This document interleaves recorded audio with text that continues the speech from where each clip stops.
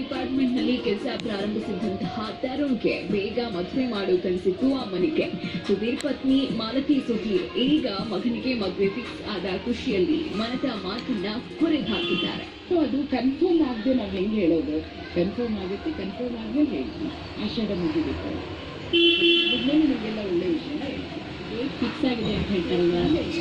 ಈಗೆಲ್ಲ ಕೊಟ್ಟರುಗಳು ಅಷ್ಟು ಸುಲಭ ಅಷ್ಟು ಬೇಗ ಎಲ್ಲ ವ್ಯವಹಾರಗಳಾಗೋದಿಲ್ಲ. ಇಲ್ಲ ಮತ್ತು ಅವ್ರದ್ದು ಪಿಕ್ಚರ್ಗಳಿದೆ ಅದೆಲ್ಲ ನೋಡ್ಕೊಂಡು.